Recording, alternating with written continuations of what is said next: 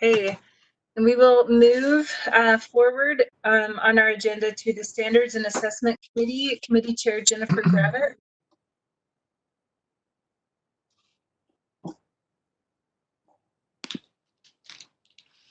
Sorry about that. I was wishing I had a cute picture like Sarah had to show, but I don't. Okay, so we're going to start with item number 14.2, which is the school counselor to student ratios. We had 4 LEAs submit a plan, and then we approved 2 of those. So the motion for the board is the committee moves that the board approve the recommendations on the school counselor to student ratios report for the American Leadership Academy and Cache School District. Okay, the motion before the board is that the board approve the recommendations on the school counselor to student ratios report for American Leadership Academy and Cache School District. Any discussion to that motion? Okay. I see none. Please vote.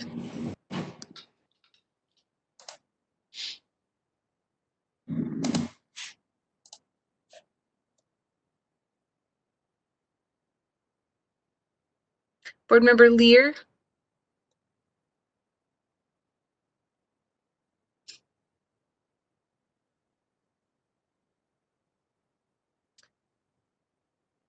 Board Member Lear, are you present for a vote? Okay. Okay, so it appears that the motion passes. There's 1 no vote. Board Member Belknap and Board Member Lear was not present for the vote. Okay, continue. Okay, the next item is 14.3, R277404, requirements for assessment of student achievement. This is an amendment. It was just to update and add the mathematics benchmark assessment and to incorporate an updated version of the testing ethics policy document. The motion for the board, the committee moves that the board approve R277404 draft 1 on second and final reading. The motion for the board is that the board approve R277404 draft 1 on second and final reading. Is there discussion to that motion?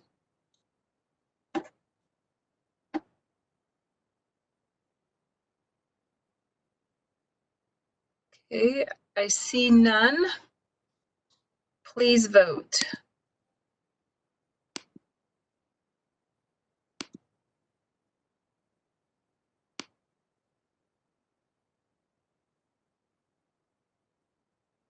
Okay. Board Member Lear, are you present? Okay. That motion passes with 3 no votes. The no votes are Board Member Earl, Board Member Belknap, Board Member Bolter, and Board Member Lear was not present for the vote. Okay. Thank you. If you want to continue. Okay. Next item is 14.4. This is the 2020-2021 Standard Test Administration and Testing Ethics Policy. The motion before the board is the committee moves that the board approve the 2020-2021 Standard Test Administration and Testing Ethics Policy. Okay, the motion before the board is that the board approve the 2020-2021 Standard Test Administration and Testing Ethics Policy. Discussion to that motion? I see none. Please vote.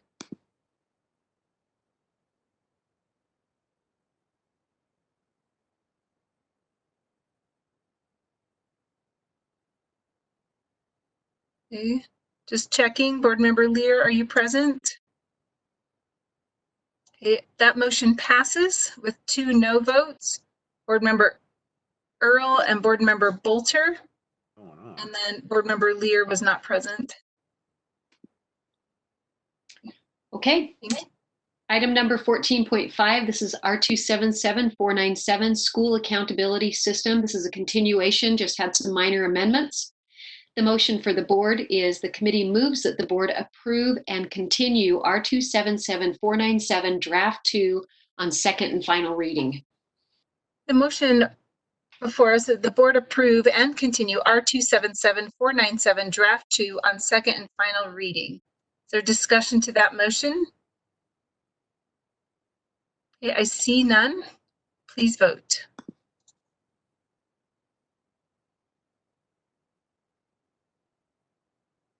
Okay, Board Member Lear, are you present? Okay, that motion passes unanimously with Board Member Lear not present. Okay, thank you. Our next item is 14.6, R277498, the grant for math teaching training. This is a repeal because it's up for continuation and it no longer receives funding and is replaced by the STEM Endorsement Initiative Program. So the motion for the board is the committee moves that the board repeal R277498 draft 1 on second and final reading. Okay, the motion before the board is the board repeal R277498 draft 1 on second and final reading. Discussion to that motion? Is seeing none, please vote.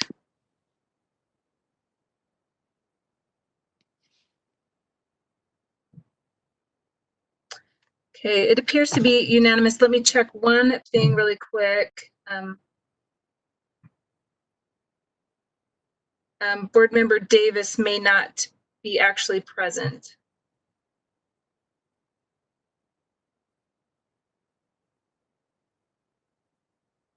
Okay, so that motion passes unanimously. Board Member Lear is not present and Board Member Cindy Davis is also not present. Okay. Thank you. Let's see, we are on item 14.7, R277607 truancy prevention. This is an amendment and continuation.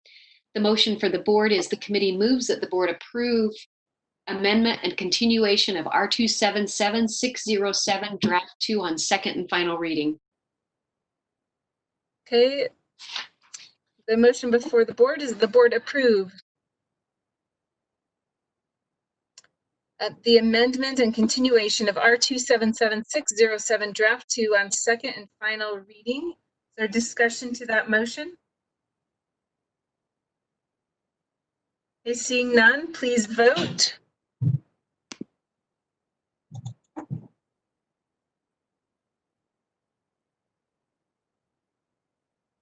Okay, Board Member Lear, are you with us yet? Okay. Board Member Marsh, did you vote? Okay, so that motion passes unanimously. Board Member Lear is not present to vote and Board Member Davis is not present to vote. Thank you. Okay, next item is 14.8. This is R277625, the mental health screener. This is a new rule. It's being created due to House Bill 323 during the 2020 legislative session. The motion for the board is the committee moves that the board approve R277625 draft 4 on second and final reading. Okay, the motion before the board is that the board approve R277625 draft 4 on second and final reading. Discussion to that motion, Board Member Earl. Yes, I would like to make an amendment. I move to add the following new line on 125 and start with A. The mental health screener is optional. So when we notify parents, they know that the health screener is not mandated through the school, but it's an optional screener that they can take. So I think Jeff has it pulled up there. Is there a second? I'll second that. Okay, the amendment before us is to add line 125A, the mental health screener is optional. Is there discussion to that amendment? Did you want to speak further to that, Board Member Earl? No, I just think we just need to let parents know in the information that we send home that this is an optional program if they choose to opt in. So the amendment before us is to add on line 125, A, the mental health screener is optional. Please vote.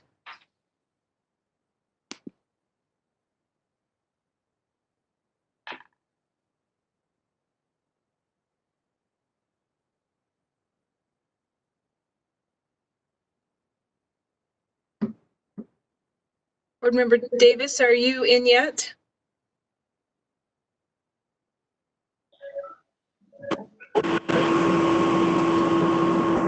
Okay. Board Member Davis, we're currently voting on amendment to R277625.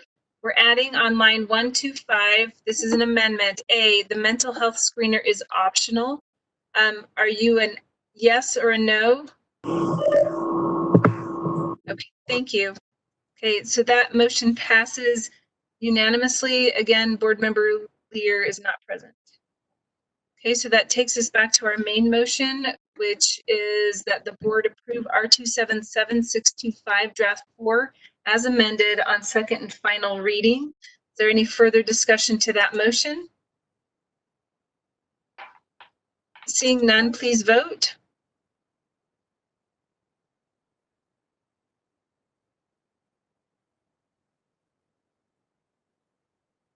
Board Member Davis? Are you, okay. Okay, that motion passes unanimously with Board Member Lear not voting or not present. Okay, so the next, the Start Smart, the revision process, and the law enforcement incident reporting, we will be discussing tomorrow. We just ran out of time. So our last actionable item is 1412. This is the 2020-2021 parental exclusion from state assessment form. The motion for the board is the committee moves that the board approve the 2020-2021 parental exclusion from state assessment form. Okay, the motion before us is that the board approve the 2020-2021 parental exclusion from state assessment form. Is there any discussion to that motion? Board Member Earl. I don't know if Aaron's on. I had a question. I'm just trying to remember. Is this the form or the location where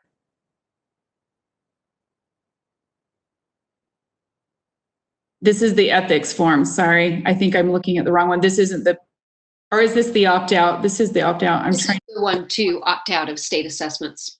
Yeah, so there, I guess the concern, this is my concern on this, and maybe I can make a motion on this, is that, I'm trying to remember the wording. The amendment that was made, I'm not finding it. I do apologize. I just had remembered that some of the parents would be able to opt out and others would not be given that opportunity. And so I'm trying to locate exactly where that's at. So I do apologize for. Maybe to help you out, I think anybody can opt out or any parent can opt out, but I think there was one test that we weren't going to include on that dealing with our ELL students. And I think that's where you had the concern. That's right. I was trying to remember. And I guess people just need to be aware of that in that there would not be that, those parents would be treated different than other parents taking as far as including that on the opt-out. So. Chair, could I have Christella Strata speak to that concern, or Darren Nilsson if they're available? Yes. Is that okay, Jenny? I mean, you were kind of asking. No, that's exactly right. And I apologize. I was just. You're fine. I hadn't gone back over it. Thank you. No, it's a. Dr. Strata, go ahead. I'm trying to unmute. We can hear you. You can? Can you hear me now? Yes.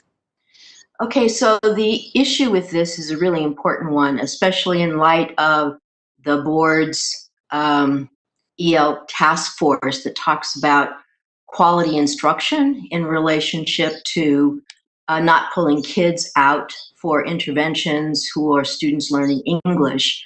And as you know, most of you know, I think, that when opt-outs happen from WIDA, it's usually not a parent choice, because none of the opt-out forms in general, or the way it's communicated, is not in a language that they can understand. So that's actually a civil rights issue. The other thing is that all the forms that would allow students' parents to actually do that is translated on the Title III website in 7 different languages. And also, I think all of you know, based on the huge disparities in achievement and the over 200 schools in targeted school improvement for the student group of students learning English, including immigrants and refugees, is this ongoing issue related to discrepancies in equitable access. And the way in which teachers make always the best decision is to have the best assessments available. And I'll just say thank you, first of all, to the board members who were on the board's EL task force, who made that really powerful recommendation based on data, and then an example of promising practices in Weber School District from student study teams that look at individualized opportunities for students. And in that process, they use the WIDA assessments to really support their instructional decisions. So this is like a vital part of quality teaching for students who are learning English. I taught high school and with students who are learning English from level 1 English learners all the way up to level 5. And if I hadn't had that data, then it would be really my instruction, adapting my instruction wouldn't be as successful. So the whole thing about having learning outcomes based on students' learning is actually connected to the WIDA assessment. That is actually a civil rights issue. So I don't know if that helps. Could you talk to how many parents currently opt out as well? So sorry, say that again. Yeah, could you talk to how many parents are currently opting out? Well, I don't know the exact numbers of parents opting out, and Darren can jump in here. But unfortunately, we actually found that there were some schools, and we found it out in a circuitous way, that students were transferring to other districts. And even though they were students learning English, there were actually no evidence for assessments that had been given to them, the WIDA assessments.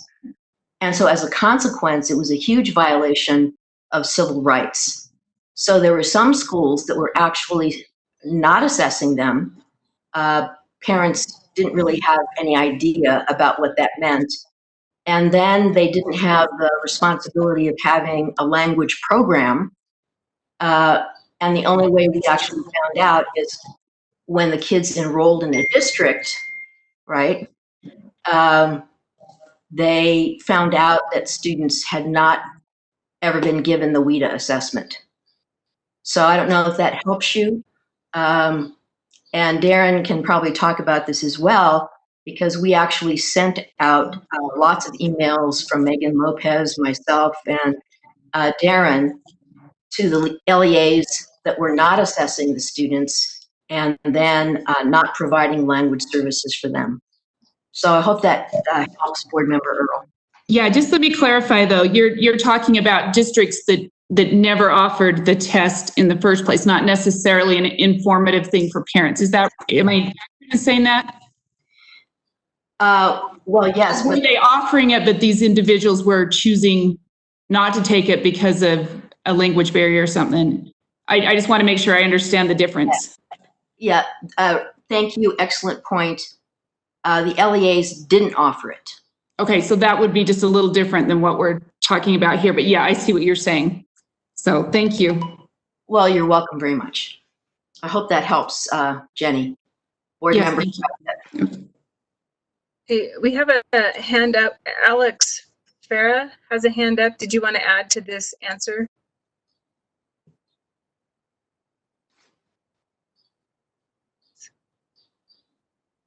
Okay. Board member Belknap, do you have a question? Thank you, Chair. I have a question along the same lines as Jenny has, is that, Chriselle, you answered a question of those who weren't following the law, but the question is we continually keep saying, oh, well, we'll excuse this test or we'll excuse that test. They can't opt out from this one, they can't opt out from that one. I think it loses a lot of opportunities for parental rights when we continually pick a different test to say, oh, no, they have to do this one. It's most important. Hey, Darren, if you want to speak to this. Yes, thank you. You know, from an assessment perspective, I want to thank Dr.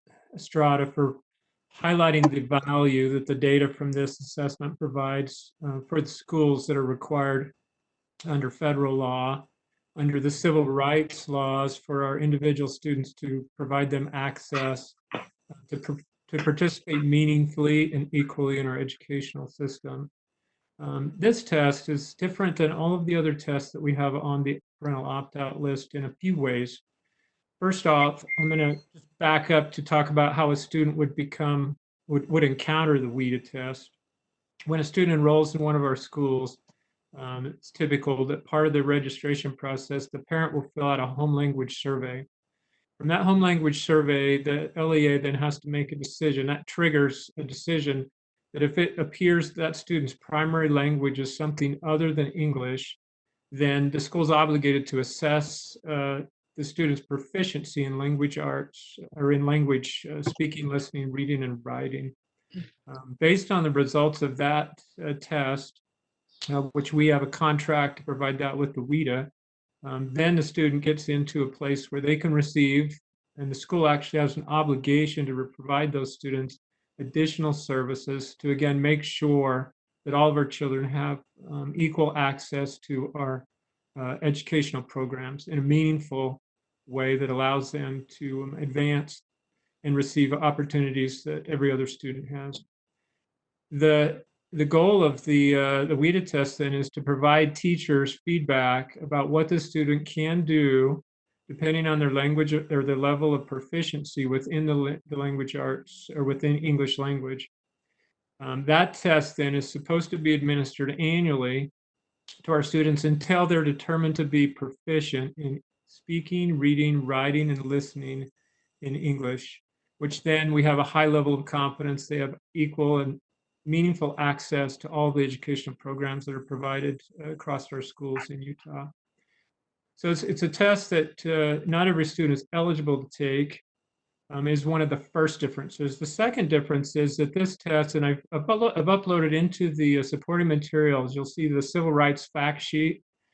This is the only test that our students in our schools experience through the assessment department that the U.S. Department of Justice weighs in on the responsibility for schools to utilize some form of test to get this information. If we were to scroll down, so we talk about parental rights. This document makes it clear that parents have a right to opt out of even services that a student might receive. So let's say my child is determined to qualify for English language services. As a parent, I can still say, I don't want my student to receive the services you're providing in the school. I want them to experience their school day the same way that every other student does. That right, though, that parental exclusion right doesn't relieve the school of the legal, so again, not just an educational responsibility, but the civil rights legal responsibility to monitor their progress. So on page 3 of that document, Jeff, you can scroll down to that. There's a section called Meeting the Needs of Students Who Opt Out of EL Programs. In the very last paragraph there, a school district must still take steps to provide opted out EL students with access to its educational programs. And this is the key, monitor their progress. The way that the progress is monitored is through the WIDA assessment. So those are the two significant differences in the WIDA test in relationship to every other assessment that you see on the parental opt-out form. And again, I think it's clear that parents still have the right to the services, to control the services that are provided. But if schools are not fulfilling that requirement of monitoring the progress of these students in their schools, see the U.S. Department of Justice, not just the U.S. Department of Education, gets involved in defending and intervening to make sure that schools are doing an adequate job there. So that's the reason that this suggestion is brought to the board this year to remove the WIDA, is related to the, as Dr. Estrada mentioned, related to the recommendations that came forward in October to the board. And then again, the information that came to light to the assessment accountability section, it was actually 21 LEAs that were not administering the initial assessment to even get students into a place where they could monitor their progress. They were essentially invisible in terms of the school being aware of and taking steps to monitor the students' progress in learning to read, write, speak, and listen in the English language, which is a requirement in our schools in order to access all of the educational programs that our students have available to them. So those are the reasons that we're suggesting and recommending that the WIDA test be removed from the parental opt-out form. So Darren, do you know what the opt-out numbers are currently? No, we don't. Okay. We don't. That's the reason that we don't is the WIDA assessment platform doesn't have a place to enter participation codes when a student doesn't participate in the test, like our other two primary assessment vendors with Cambion and with Pearson. So we don't have access to that data at the state level. Again, the reason for this removal is, one of the reasons for it is to protect the students and ensure that the schools that they attend are taking all of the necessary efforts to make sure that they're monitoring the progress of their students who are learning English in their schools. Sure, I understand that. I think it's important parents understand that framework as well, if they choose that. And you're right, I think from our discussion last time, which we didn't have a number, most were not. There was not really, kids were going through and taking this. So anyways, okay, thank you. Appreciate the feedback. Okay. Seeing no further discussion, the motion before us is that the board approve the 2020-2021 parental exclusion from state assessment form. Please vote.